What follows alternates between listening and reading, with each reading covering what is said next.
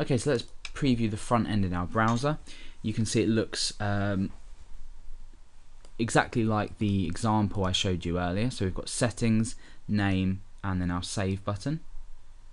So now that we have the initial form created, or the front end created, we can go ahead and set or start to handle the events when the save button is clicked. So the jQuery here is pretty simple. The first thing that we want to do is check for an event handler. So we're going to use a selector to select this button here, this save button. So it'll be hash save button. Now when that's clicked, we need to run a function. And let's just pull that down. Inside here we need to do three things. The first thing we need to do is grab the name or the value of the elements on our page. So grab values. Now the first one is going to be name, and obviously you can add subsequent values depending on how many fields exist in your form. So for now we just have var name, and then we're going to use a selector name.val, and that's going to return the value of this field here, this name field, into this variable name. What we then want to do is show loading text, and essentially all we're doing here is we are changing the, let's say, save status span to the text loading. So save status dot text loading. Now you might wonder why we create the loading text into here and then we continue. Now this is all really this is all we need really for a loading text to be displayed. We essentially just pop the text save status into here. So for example, now if I was to press this button, you have this loading text here. Now when the AJAX request or the HTTP request is complete, we can then change the text of this and update that to that we've successfully saved, or that there's been an error.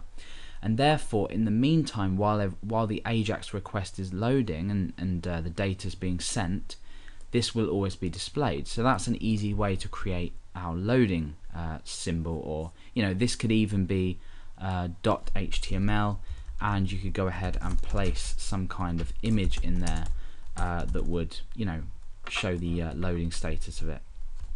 Some websites use images. And now we want to send or perform HTTP requests, and this is the post request. So we're sending post data to settings.php. Okay, so before we do anything else, and before we start to send this data from here into our settings.php file, let's go ahead and set up init.php, which stands for initialization or initiation.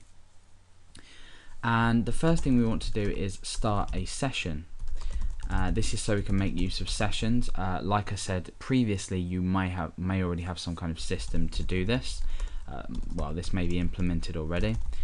My session name is going to be user ID, and this is going to be equal to 1.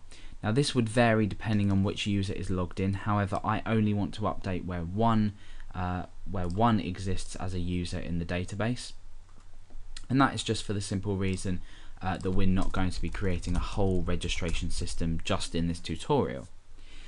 The next thing we want to do is connect to the MySQL server, and we are connecting to localhost. The username is root, and the password in this case is nothing. I'm then going to select a specific database, and that is jQuery. As we've already seen in phpMyAdmin, the database name is jQuery.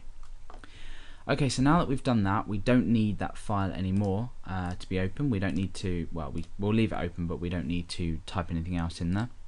Settings.php is going to include this init file, so init.php, because inside settings we're passing the values using post.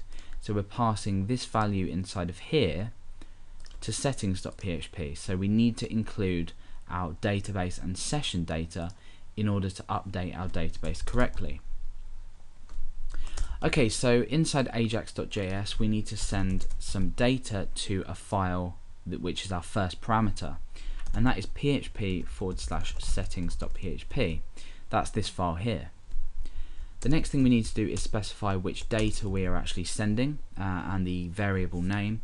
So I'm going to call the variable name, remember this is the name we pick up in PHP, and then I'm going to send the data as this, which is the name we picked up from here.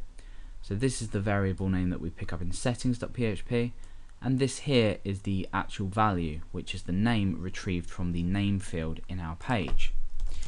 I'm then going to create a callback function and give this a value of data, and remember data is the value that has been returned from settings.php. So this will data will now either be something like successfully updated your settings or could not update your settings. So with data we want to go ahead and put that into an area on our page. So we use a selector, we select save status, and then we say .text data. So whatever is returned from settings.php will now be put into save status, which remember is where this loading text is now. So that will override this loading text here, and then the loading will only be shown while the request is in place. After the request has finished here, the save status here will be changed to the data returned from settings.php. So an easy way to create a loading message while we're loading this page.